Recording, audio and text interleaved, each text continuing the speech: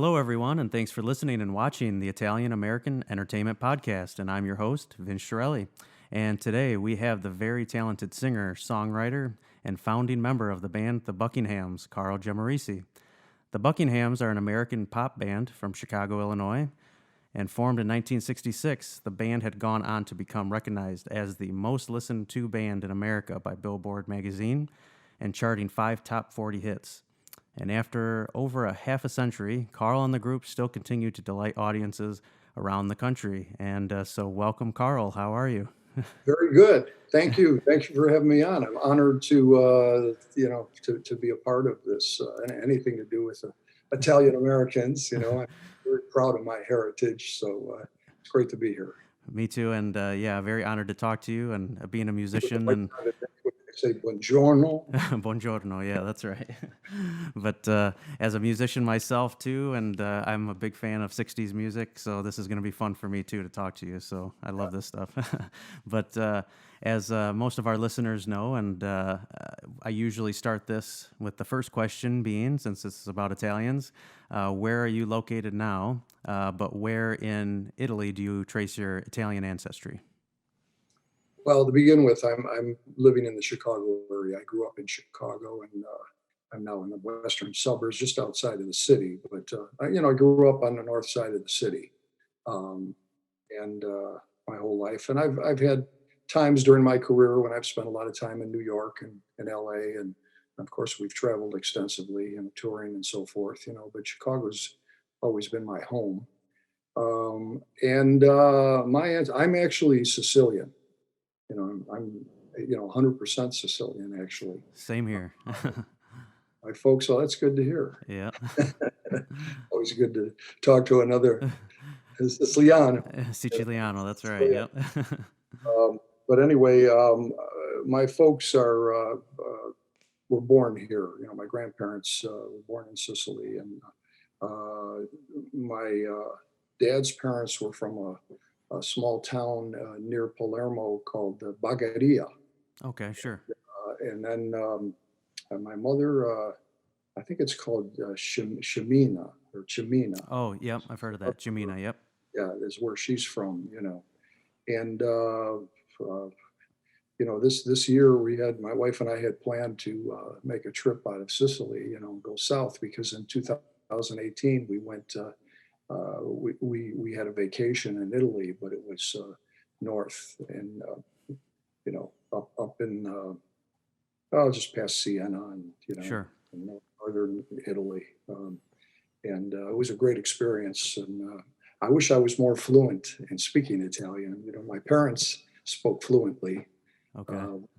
Both the upper Italian, and then the Sicilian is a little more different. It's a little different. Right. There's a thing to it, and of course, my grandmother could read and write in Italian. And when I was a little kid, and she lived with us, and my great grandmother too lived in the same apartment building, they used to sit and talk. And my great grandmother would get letters from Sicily, and she would read them to her.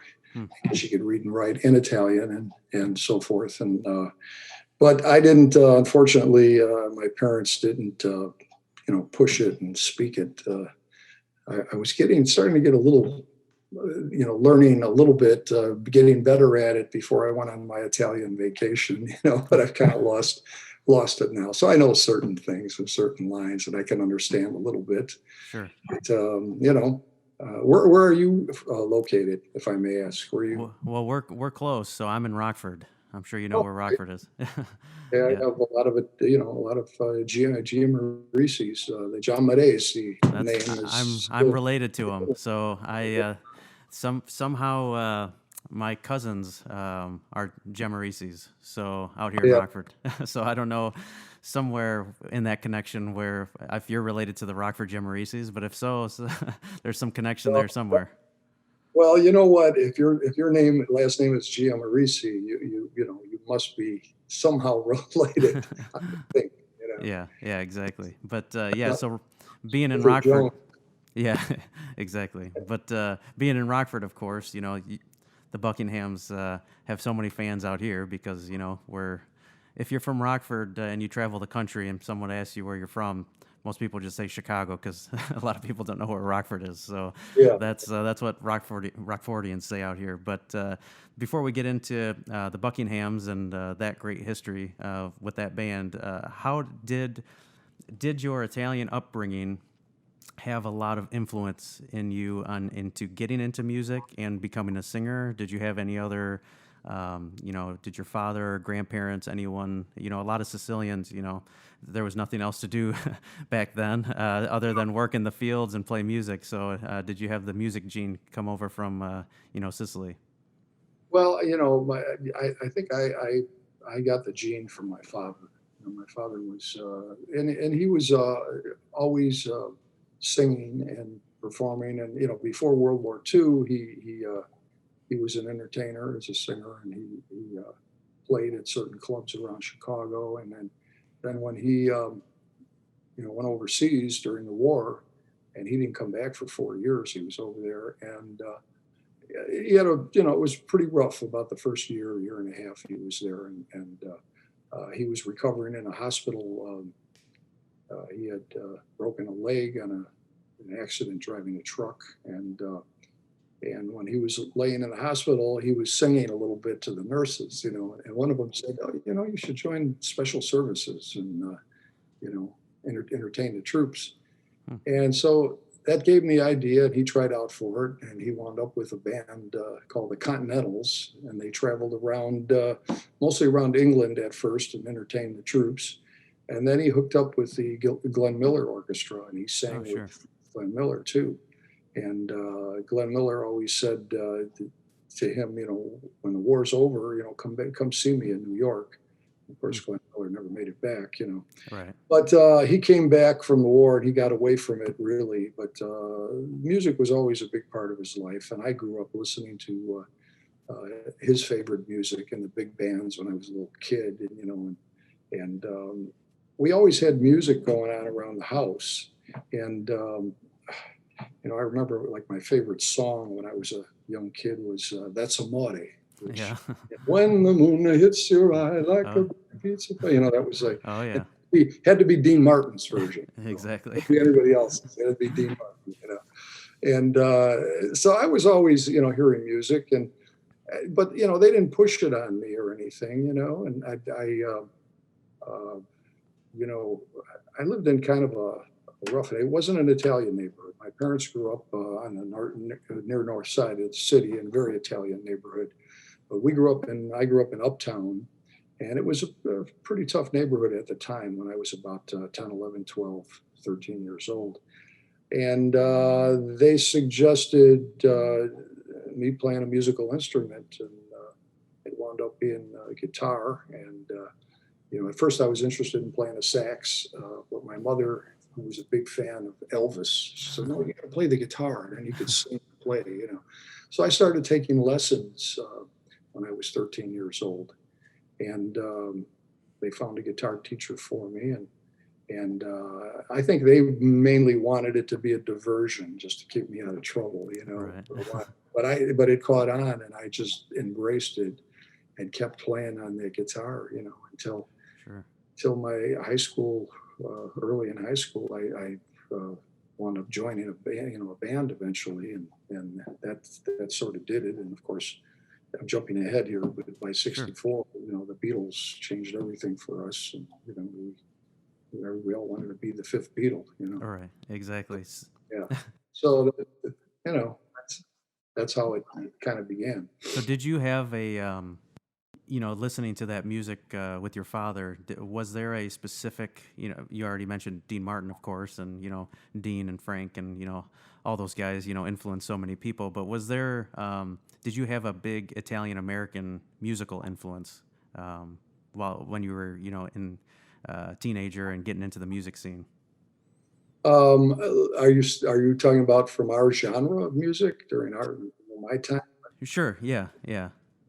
I mean, I didn't, I was listening to pop music, and of course, I liked Frankie Valli and the Four Seasons, which and I've known Frankie for many years, and that was a group, and Louis Prima, Sure. real Italian. Oh And, yeah. and of course the Rat Pack, and uh, you know, I was a big fan of Perry Como. You Oh know, really? Italian. I mean, he Oh could, yeah. and I just loved the sound of his voice. And but of course, once I got into the pop music, the rock music, I mean, it all changed. And then I was listening to the Beatles, and every the British invasion was happening, by '64, and that's got caught up in that whole thing. Sure. Yeah. No, that's last year I'm also a music promoter, not this year unfortunately because of Right. COVID, but I bring some shows to Rockford, and last year I was able to get Peter Asher out here, and that was great being able to talk to him because he was right in the midst of all that 1964 British invasion. So His background, and especially his relationship to Paul McCartney, and Paul was dating his yeah, his sister. Yeah, yeah. No, that's it's. There's some great stories back then. So, one very interesting thing about you is how young were you then in '66? You were still in high school. yeah, yeah. Well, that was '66 was my senior year in high Senior school. year. So, So I think I was going to be 18. You know, okay. So, I mean, I'm a musician. At that age, everybody's dream is to, have a number one hit or number one record. And you were, you know, lucky enough to be able to have that. You had many top hits, and, you were especially able to achieve that when, Kind of a Drag became a giant hit. So, what was it like for you, at 18 years old, still just not even in college, to have, it a was number one song in the nation? it was incredible because I was still uh, in high school when senior in high school when Kind of a Drag hit and started taking off. And it was a little intimidating and scary because up until then we were a local band just playing the teen clubs and teen dances mostly around Chicago, and we would travel out a little bit and play the tri-state area and so forth, and we'll come back and forth, with not that much. And then we kept trying to get a hit, and then finally our manager Carl Bonifetti, another Paisan, managed to get an original song from somebody. The singer-songwriter who played in another band, his name was Jim Holvey, and Jim gave us Kind of a Drag, and we thought it was a catchy tune. We really liked it. We rehearsed it, and I mentioned before we used to rehearse in our parents' basement. We weren't really a garage band. We were a basement band. We would rehearse in one of our parents' basements, for a while until they got sick and tired of hearing us. Time to move on to the next guy's house. Right. But we were rehearsing in my parents' basement. It was Kind of a Drag, and I remember my mother coming down and saying, that's a catchy tune. Man. Guys, I could do it for you. Something good could happen. So we had a record deal with USA Records. That I'm sort of getting ahead of myself, but we got a deal after doing this TV show, All Time Hits, on WGN for 13 weeks. And the exposure from that got us a record deal with USA Records. And we were a cover band at the time. The Buckinghams, we started out as the Pulsations was the name of the group. And then when we got the TV show, they didn't like that name. They wanted to capitalize on the British invasion. So Right. it became the Buckinghams. And so we did this show for 13 weeks and got the record deal and started recording at the old Just Studios on South Michigan Avenue, and did a bunch of sides, and they released them. They were cover tunes, because that's all we knew at the time. So then when Kind of a Drag came along, when Jim gave us that song and we recorded it and they finally released it, it just took off overnight. Wow.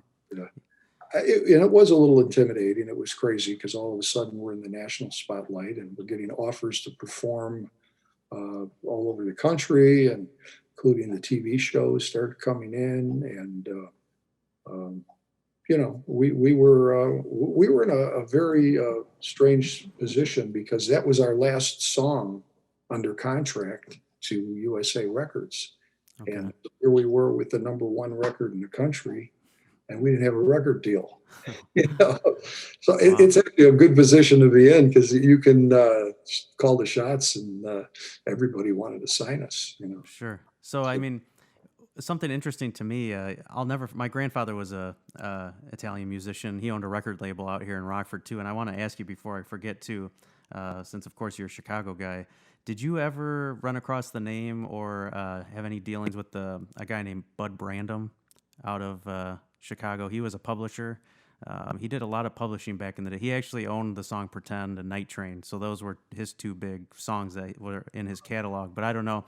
I just thought I'd bring up the name. He actually was Italian, even though Bud Brandom doesn't sound Italian. So I just didn't Well, know. a lot of Italians, change their name just to sound more American or simplify it, you know. Sure. Remember, I'm jumping ahead just to tell you this. So after the Buckinghams, and I had a duo, we had a duo with another original Buckingham, Dennis Tufano. So Sure. we became Tufano and Giammarese, which is cool.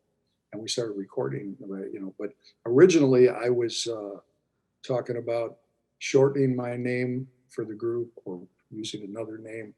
My father had a fit. I mean, he just blew up at me. He says, "No, you're Italian, be proud." Yeah, exactly. So that didn't work out. So I stayed with even the two M's, Yeah, which is common for Italian names. exactly. But anyway, what were you asking me? So yeah, outside of Bud Brandom, the one thing, when I would sit with my grandfather and he would tell me, the heydays of the late 50s and early 60s, and this was the time when he was, really big into the music industry and had his record label. I'll never forget. He was a tailor. His day job was a tailor, and the side was music. And yeah, and he sat me down and he always said, if you want to be, I was about 16, 17, still in high school. He said, if you want to do music, that's great, but always have, your insurance policy for your life, which is get a career.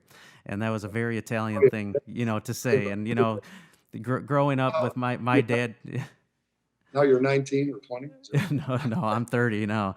But did you, when you hit it, and you were in high school, did you ever have the sit down with, the Italian family and them saying, did you ever get some pushback from them saying, you really got to get a real job, or were they very supportive from the beginning? My dad, my dad, not more than my mom, she was a little more easygoing, but my dad would say that all the time, but you got to have something to fall back on, just you need to have another, and it just in case, and I kept saying, but Dad, this is what I'm going to do my whole life. Maybe I won't make a lot of money doing it, but I'll always make a living from it. I know I can, and thank God my whole life, I've never really done anything else, and music's been my whole life. I've always been able to make a living from making music, and I'm very grateful for that, I'll tell you. But he used to bring that up. I mean, even after we had, our third top 10 record, well, you might want to think about, in case, something else. I said, Dad, this is it. I mean, I'm not going anywhere else. This is what I'm going to do. Because when I went to Lane Tech High School, and with aspirations of being either an architect or mainly an automotive designer. I loved cars, and I've certainly had enough of them. But I love the thought of designing automobiles, cars. And I thought maybe that's what I would do, but then I got totally sidetracked with music. And I know my dad was proud of me and everything, but he's a worrier. He was worried that I needed to have something else there and I think that's typical of Italians. Yeah. My partner in the Buckinghams now, Nick Fortuna. Nick is 100% Sicilian also, and his dad, I remember him saying to me the same thing, that he wanted Nick to be able to, fall back on something. And Nick was a hairdresser too. He did learn how to do that, and he was very good at it. And he would go back and forth. And I remember in the Buckinghams in the 60s, 67, 68, if you look at us, our hair all looks similar because he used to cut our hair. Oh, interesting. He was the guy. He was good at it, but he was cutting everybody's hair, and you know. But he went through the same thing. It's like it must be an Italian thing, Yeah. or Yeah. Oh, yeah. probably every parent, I guess, is worried.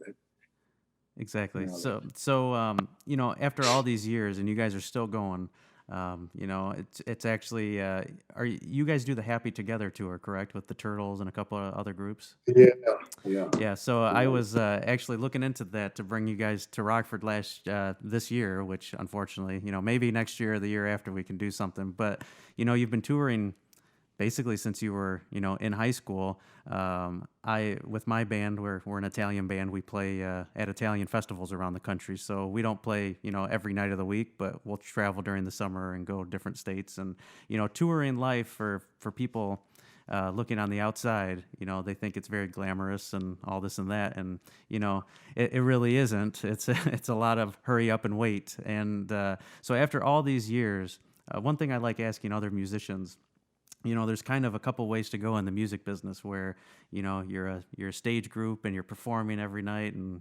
big stages and all that, and you're touring, or, you can never be known, really. You can write a bunch of hits and make all the money on copyrights and be a great songwriter or music producer, and you're really not the face. And I've always wondered, do you love the touring life still today after all these years, or uh, do you ever think if you would have taken the music direction, music business in a different direction, more on the sidelines where, you know, maybe a bigger producing role or more of a songwriter and not in the limelight, or do you just love the stage and the fans and you just keep you going?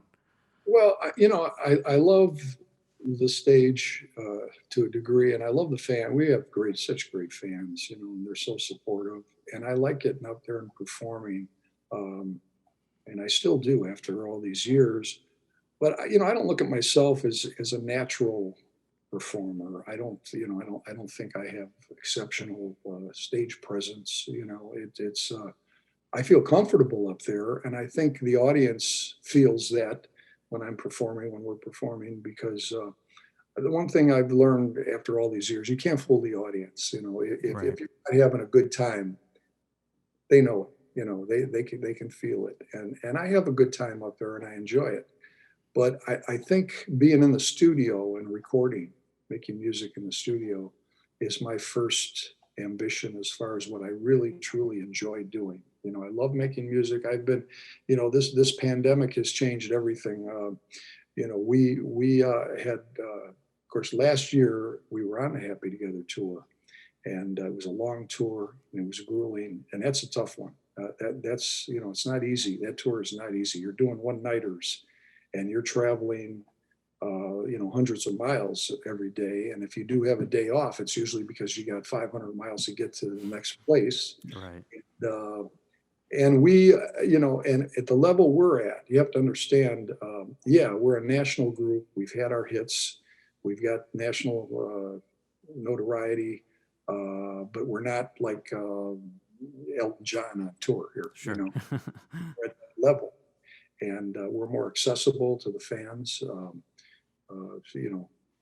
people stop and talk, and it takes patience sometimes. But I enjoy talking to people and meeting people. After shows, that's the fun time for me, is the meet and greets afterwards, because I love to have people come up to me and say, when this song was out, when you guys recorded Kind of a Drag, I just broke up with my girlfriend, but we got back together eventually, and it's a good feeling to know that you're part of their life, and that's great. But I would say I enjoy, since this pandemic, I've spent a lot of time in the studio now. I'm writing songs. I've been learning a new kind of recording system. I've done some projects for different people. Um, uh, for 8 months now, there's an old friend of mine who used to live in my neighborhood, but he lives in Palm Springs now, and I won't get into the details, but he's an older gentleman. I think he's 84 years old, and he's been writing all these songs for years, and they're quirky, kind of countryish and cool lyrics, and he sings them, and and he asked me to help him out. He wanted to record. So for 8 months, we did a whole album together, and we've started another project. And I got into it with just kind of like helping him out. And for 8 months now, I've enjoyed myself doing this. It's been one of my projects, along with doing my own stuff, keeping busy. And when we can finally go back to performing again, yeah, I'll probably embrace that. But to tell you the truth, I haven't missed it as much as I thought I would, Right. And maybe because I know eventually this thing's going to end, and God willing, everybody's going to be okay, and we're going to get back to normal again. I Right. hope so. I pray for that every day. When I see the suffering and what people are going through, Yeah. it's No. tough. It's tough to see that. It's hard for me to even talk about, to tell you the truth. Yeah. No. It's very unfortunate, and we're in the same state too, so you're going through the same things. We're only Yeah. what 50 miles, 60 miles away from each other. So yeah, it's Yeah, it's hard. It's hard for me to talk about without tearing yeah. up. Yeah. But we go on. People are resilient, and we're strong, and we'll get through this. The Buckinghams right now, we have our schedule. Looks like it's providing everything. The vaccine thing happens real well, but we've got dates starting in August. Okay. August and September, some October. I even have some of the dates we had this year moved to 22. Yeah, that's happening to us too. We play mostly Italian festivals, so hopefully June, July, August is when it starts. In Rockford. Oh, have you? Oh yeah, it's been years. It's been years now, but we have been there, and that's one of going back to the Italian thing. Our Italian, the Taylor Street area in Chicago, Sure. which is major, and one of my dear paisans, Rano Nesti. Oh, sure. Good friend of mine too. Yeah, well, is anybody that's I not? know. He knows everybody. He does. He's a wonderful guy. I mean, he's He is. so giving and so outgoing. And of course, the Arcada Theater is his venue, and he's had us there both on our own, the Buckinghams, and played with mainly the Cornerstones of Rock show.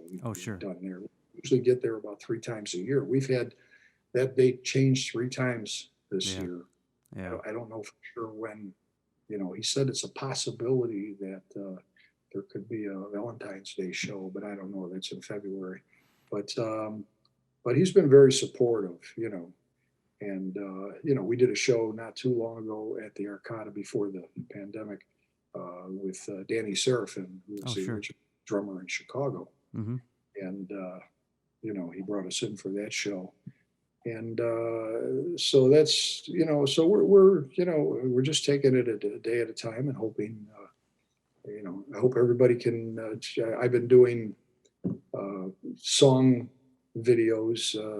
I've probably done 30 songs now with just me and my guitar, just singing a Buckingham song, one of my favorites, and so those are out there on YouTube. And I've seen some of those. Yeah, I was going to ask you about that. That's they're pretty raw, and just turn on the iPhone and play into it, and people like that though. People, I think, Yeah. I think fans like to see a little more stripped down versions of things. I think they really enjoy that. It's fun to talk to people a little bit too. I usually do that before I start a song, and that's been okay. So I'm life is good mostly. I mean, it's That's good. I look forward to when we can get out and play again for everybody. Me too. I hope it's sooner than later. And Yeah. so what advice would you have? I'm 30 years old. I started performing when very young too. And what advice would you have to someone my age or even younger, or really anybody that's really trying to follow in like your footsteps, that really wants to have the musician's life? Yeah. Are you a musician? Do you play guitar? Do you play? I'm the guitarist and lead singer. Yep. Yeah. What group is that? It's just my name, the Vince Chiarelli Band. We play my grandfather's music and Italian music. We actually Really? So it's called flamenco Italiano is my genre. We mesh flamenco music with Italian, so very more upbeat Latin, Italian stuff. Do you have music recorded? Yeah, we have 4 CDs, and I'll share some stuff with you. Yeah, I should know this. I'm embarrassed now. oh no, it's okay. I'm a nobody. It's okay. I'm just from Rockford, so uh, but Don't ever say that. Nobody's a nobody. no, I know. But so what would your big advice be to someone that really wants to follow, in the music Well, footsteps? first of all, it is so different now than it was when I started out, trying to get started. And we didn't have. I mean, it's sort of come around in a circle now. Live performing, which we can't do right now, the pandemic aside, live performing is still the best way to get your name out. I think Yeah, get home is to, if you've got a way of playing a lot of good venues. If you have an agent or something that can get you out and get the exposure, that's great. Um, the problem I see today is, first of all, to be in this business, you've got to be so dedicated and so focused, and to be successful, and to nothing else deters you away from making your music. I mean, that's I have missed so many things in my life, because of music. I've missed, weddings. I've missed dear relatives, funerals. Um, I've missed Christmases. Being on the road, and you don't have a normal life because you're traveling, and that's part of it. And so to make it to begin with, you've got to be so focused and put 110% into it, in order to make it. But then you look at what's going on now.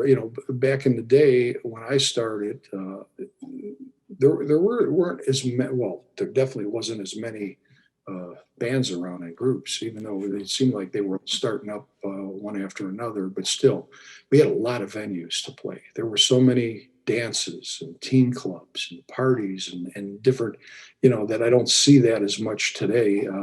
Being able to get yourself out there. And then we used to be able to attract record companies. There was always a record label that you could, because back in the day, there were a lot of labels. And if you were an artist that could sell, say, 150,000 units, even 80,000 units, you'd get a record deal. That sure. was considered good. Not anymore.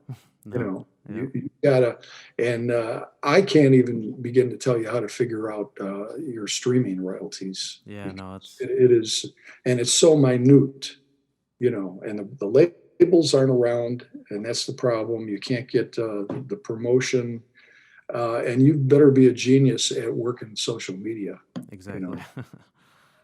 I have a couple friends, two young ladies. Check them out, Carly and Martina. Okay. And they're young. They're probably 18 years old now. They're twins. And they've been making music and producing their own music, and they really know how to work the social media and do the whole. And they are really good, very talented. But will they make it? I don't know. It's so hard. Yeah, So when it's you tough. ask me for advice, I don't even know what to tell somebody, other than, I will say that more than likely, if you have a special talent or something really special to offer, it's going to come out. Somebody's going to recognize it. Right. And it takes, just like in the old days, it takes one big break, really. One big break could change everything. Right. Your songs, your recordings can go viral, and it attracts a lot of attention. And before you know it, you're on an award show, or you have your music out there, and everybody's. But I don't, the record deals aren't there like they used to be. That's Yeah, not, labels are a thing of the past. Like I mentioned, my grandfather had a record label, so it's called Vincent Records, and I own it now. He gave it to me when he passed away, and so I own a record label. Does that mean anything? Not anymore. The only thing it means is I own all the copyrights from the 50s and 60s of all these groups in Rockford and the Chicago area. So really my goal is to hold on to it. Oh yeah, exactly. But, the publishing and writing, that's something else I would recommend to any new artist. Or, you get caught up in the excitement of performing, and you get the attention. And with us, it was, and you're meeting girls, and All right. and so you don't pay attention to the business part. Right. And we would be in a lot different, I won't complain because I've done very well in the business all these years, but we would have been in a lot different position if we were smart enough to hang on to our publishing and writing. Somebody else is very wealthy now. Exactly. My grandfather taught me that's amazing. I look back through some of the records, people would sell their copyrights for $1 or the publishing rights for $1. And, I'll give you an example. I shouldn't really divulge a lot of it because this is some of the private stuff, but, our ex-manager and producer, James William Guercio, other Italian, Guercio, who went on to, after producing us and managing us, went on to produce the group Chicago. And I think he did about their first 10 albums or something. And he did the same thing as he did to us, took the publishing and writing. And I'm not saying he did anything illegal, but he was smart enough. He was so many steps ahead of us. We didn't know. Exactly. Yeah. And so because of that, he's a very, very wealthy man today, and he's done very well in business. And our original producer is a Chicago guy. His name is Dan Belloc, and Dan produced Kind of a Drag. And when you mentioned the song Pretend, he had a recording of that was very successful. And I could swear that he had some of the publishing on that song. But he was a smart businessman. And the story behind the guy that owned Pretend, Bud Brandom, the story he told me, because he was very close with my grandfather. They were co-publishers on a lot, and he told me the story of Night Train. Night Train he bought for $25 off of a guy on the side of the street on Michigan Avenue that was playing, I think, the song on the saxophone. He told me he went up to him and said, "Write down the music. I'll give you $25 right now for that song." And it was Night Train, and it's one of the I'm sure Night Train. Most people know Night Train, so it's amazing what was going on in the music business back then. But it was business, and they knew the business a little better than other people. So it's interesting. That's it. If you knew, and then our parents, our parents were didn't know the business really. They didn't know any. So they couldn't advise us really. We just didn't know. But the one thing I have younger people, contact me many times to ask questions. One of the first things I tell them is that, if you've got some music, a song, whatever, or a recording that you're really feeling good about or whatever, make sure you copyright it. You Library of Congress, it's not that expensive to do it. No. Fill out the form, send them in, so you have the rights to the song, so somebody rip you off. Exactly. Yeah. And then I've had other people ask me, well, this record label or these people were interested in me and my song, and what do you think? You know what? Could you look at my contract? Or they gave me, and I have looked at a few, and I'm not a lawyer, but I see red flags right away. Oh yeah. And I always tell them, it's not that expensive. Get a hold of a good music lawyer, music attorney, have them review it. They'll, they can do it fairly quickly, and they could tell you, no, you don't want to do this or change that, or, this is not a good deal. But don't just sign your name to something. If you think you got something special happening, don't, because that'll screw it up. You'll regret that. Oh yeah, no, the rest of your life, Look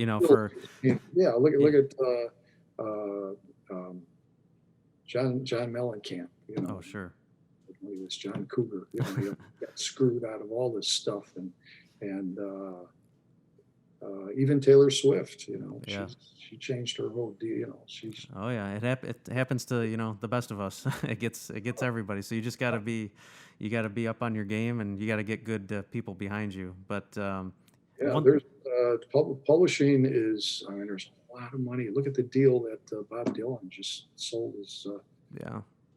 All his stuff, for like, it's crazy.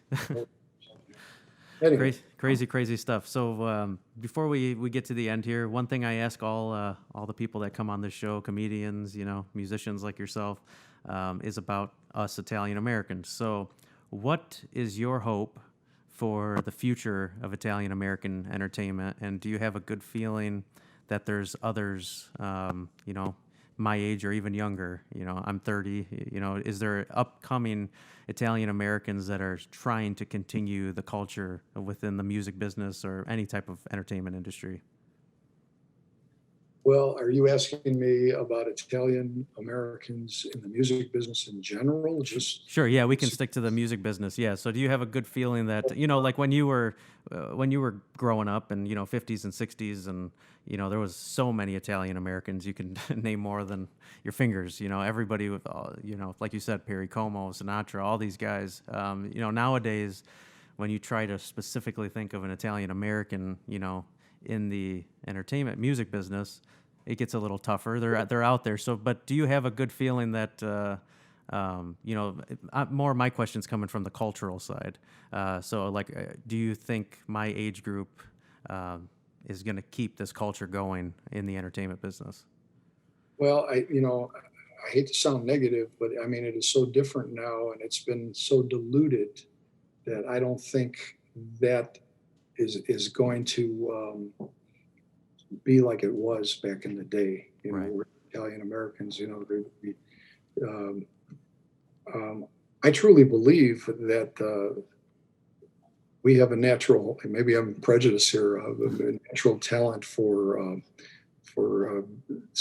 having a voice, singers, and there's a lot of great singers, and that's still happening. But I don't see us at this, at this stage, at this time, I don't think that the industry is embracing that. So I don't know if there's any advantage to being Italian. I hate to be blunt about Sure. it, No. Yeah. but it's I would hope so. I mean, aren't we Italian? Aren't we the best looking team? The most talented? Yeah. No, I'm just I don't know. I mean that's a rough question because I don't see an advantage to being Italian. Uh, it's it's something that I really embrace because being an Italian heritage and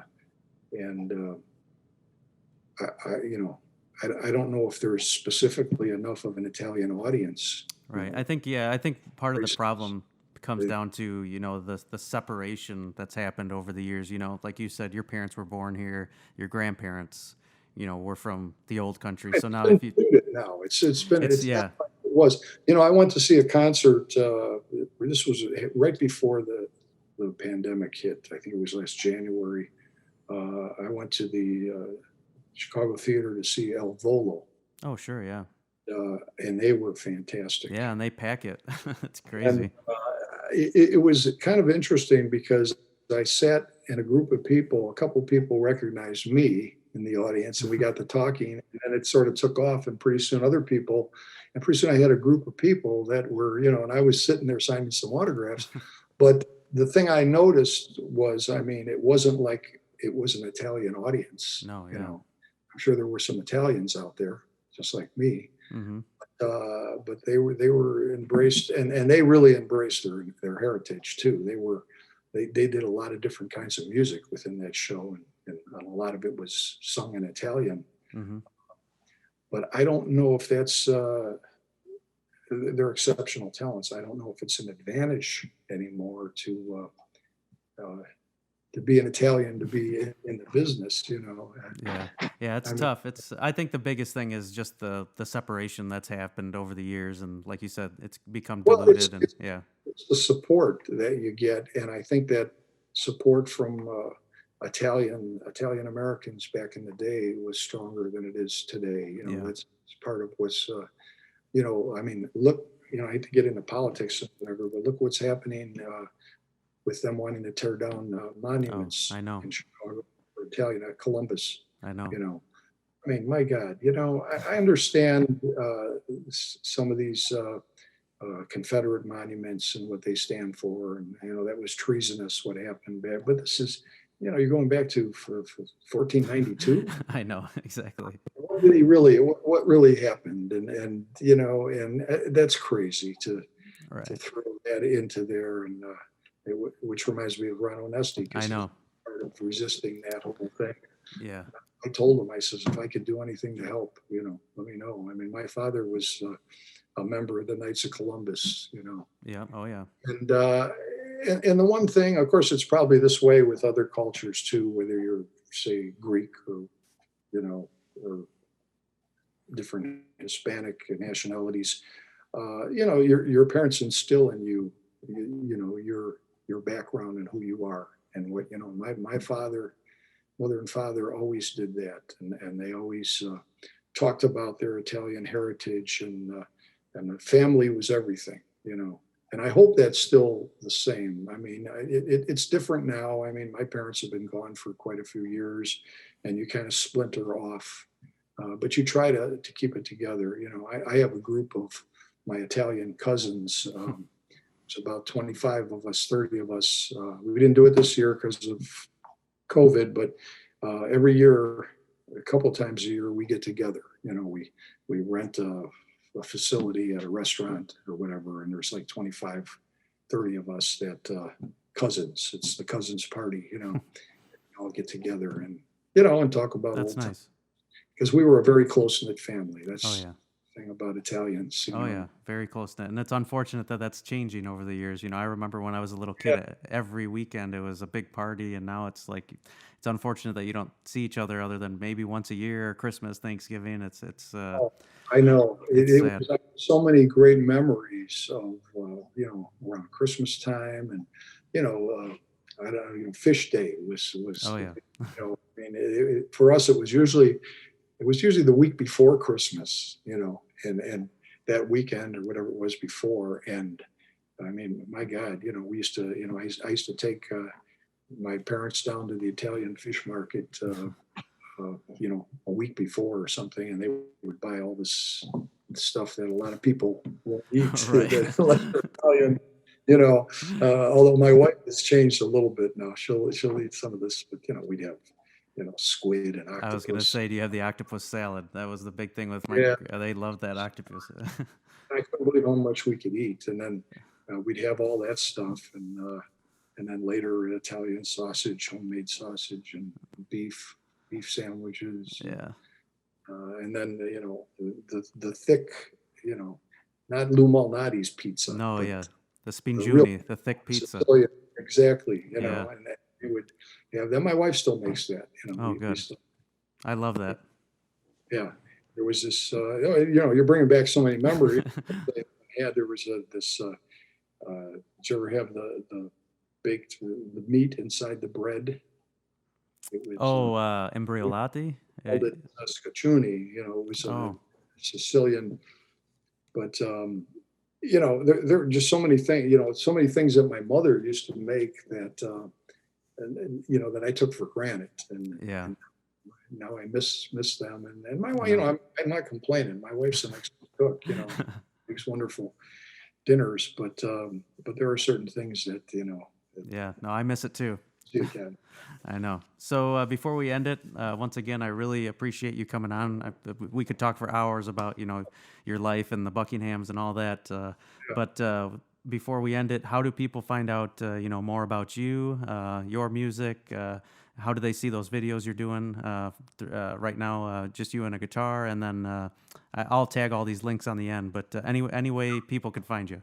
Well, of course, we have our website is thebuckinghams.com. Okay. The Buckinghams, because I think if you just put buckinghams.com, some arts company comes up. www.thebuckinghams.com. And then we have our Facebook page. I have Carl Giammarese page, and of course the Buckinghams, and we're always doing new stuff and putting stuff on there. And then I've been doing this lady that's been pushing me as a publicist. I think she contacted you, Dawn Lee Mm-hmm. Wakefield, pushes me to do these videos. So you can just Google my name or go up on YouTube and Google me, and you can see all those videos you're talking about. Okay, yeah, and I'll tag everything on this too.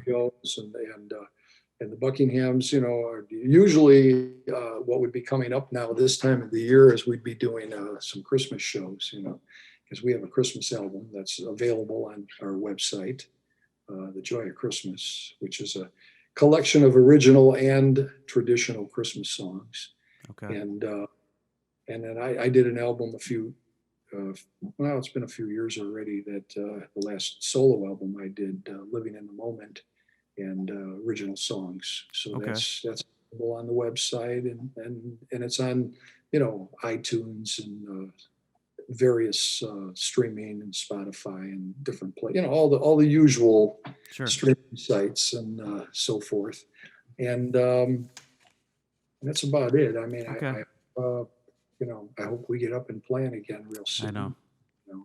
And hopefully I can get you out here in Rockford. I know you've played at the Coronado before, because I think I saw that Cornerstones of Rock a few years ago. So Yeah. we'll have to get you back. To see my Giammarese family there, B and all her family and different. They're up in Rockford. Oh, so you are related to B then? I was going to ask. Yeah. I'm related to B on the other side. She's my second cousin. Crazy. So Sure. yeah. So B. Gosh, it's her mom's husband. Yeah. Giammarese, my dad's cousin. First cousin. Crazy. Yeah. So B's mother was a Buscemi, I believe. Yeah, Buscemi family, and that was my grandfather's first cousin. That was all. Yeah. So we're crazy. So we're related. Small world. World.